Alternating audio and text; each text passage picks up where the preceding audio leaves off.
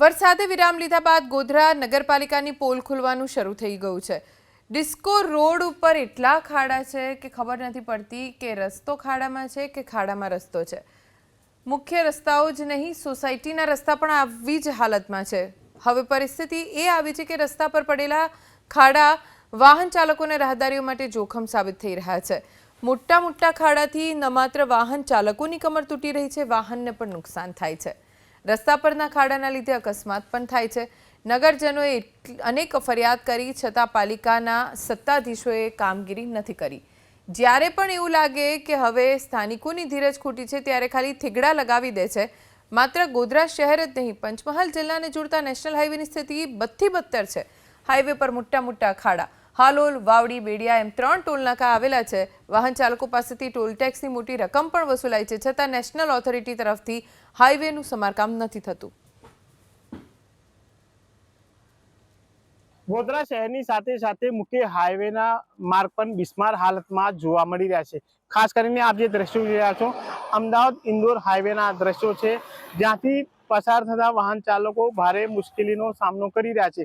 ખાસ કરીને જે અમદાવાદ હાઈવે ઇન્દોર જે માર્ગ છે ત્યાં વાવડી ટોલ બૂથ પણ આવેલું છે। ટોલ બૂથ દ્વારા જે ટોલની રકમ પણ વસૂલવામાં આવે છે, પરંતુ તેની સામે રોડ રસ્તાની મરામત કરવામાં નથી આવી રહી અને આ જ પ્રકારે ચોમાસા દરમિયાન મસમોટા ખાડા પડી જતા હોય છે અને વાહન ચાલકો ભારે મુશ્કેલી વચ્ચે પસાર થતા હોય છે। ખાસ કરીને જો ખાડામાં વાહન પછડાય છે ત્યારે વાહનને પણ નુકસાન થતું હોય છે, સાથે સાથે જે ટાયરો ફાટવાની ઘટના પણ બનવા પામે છે। આપ જોઈ રહ્યા છો, વાહન ચાલક ખૂબ સાવચેતીપૂર્વક આ જે ખાડામાંથી પસાર થયા રહે છે। ન જેવી ચૂક જે છે વાહન ચાલક માટે મુસીબત અને નુકસાનીકારક સાબિત થઈ શકે છે।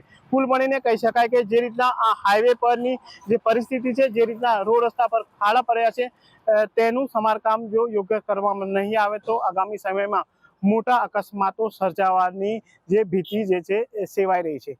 ઉભરાતી ગટર, મુખ્ય માર્ગો પર પડેલા ભૂવા અને ઉબડ ખાબડ રસ્તા આ ઓળખ બની છે ગોધરા શહેરની। ખાસ કરીને દ્રશ્યો બતાવવા માંગીશ ગોધરા શહેરના સતત ધમધમતા જે બસ સ્ટેન્ડ વિસ્તારના દ્રશ્યો છે, જ્યાં મોટા પ્રમાણમાં રસ્તા ઉપર ખાડા પડી ગયા છે।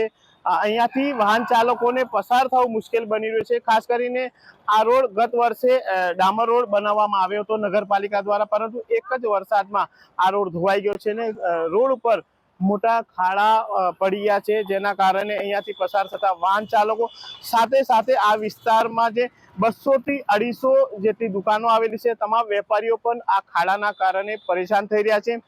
ખાસ કરીને વાત કરવામાં આવે તો શહેરના તમામ વિસ્તાર, સિગ્નલ ફરિયા હોય, પોલન બિહાર કે પછી ગુહિયા મોહલ્લા, બસ સ્ટેન્ડ વિસ્તાર, ભૂરાવાવ, આ તમામ મુખ્ય માર્ગો પર મસમોટા ખાડા પડી ગયા છે, જેના કારણે અહીંયાના રહીશો જે છે, નગરના લોકો જે છે, ભારે મુશ્કેલીનો સામનો કરી રહ્યા છે।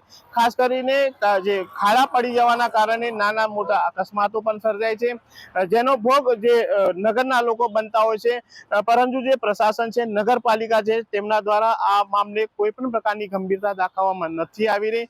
ખાસ કરીને નગરપાલિકા માત્ર થોડો બહુ ડસ્ટ નાખી અને ખાડા પૂરી અને સંતોષ માની રહ્યું છે અને પ્રથમ વરસાદમાં ફરી આ જ પ્રકારની પરિસ્થિતિનું નિર્માણ થવા પામે છે। કુલ મળીને કહી શકાય કે પંચમહાલ જિલ્લામાં મુખ્ય હાઈવેની વાત કરવામાં આવે તો મુખ્ય જે પંચમહાલ જિલ્લામાં 3 જેટલા ટોલ બૂથ આવેલા છે, વાવડી, બેડિયા અને હાલોલ એમ 3 જેટલા જે ટોલ બૂથ ઉપરથી વાહન ચાલકો પાસેથી જે ટોલ બૂથના નામે મોટી રકમ વસૂલવામાં આવે છે, પરંતુ આ હાઈવે ના રોડ પણ બિસ્માર હાલતમાં જોવા મળી રહ્યા છે।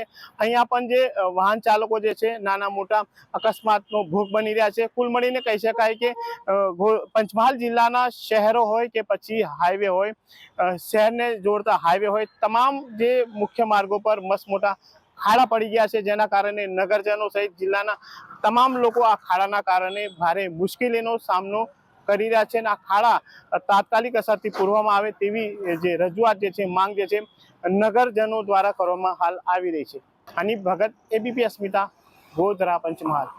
ગોધરા શહેરની પરિસ્થિતિ એક જ વરસાદની અંદર ખૂબ જ દયનીય બની ગઈ છે। ઠેર ઠેર ભયંકર ખાડા પડી ગયા છે।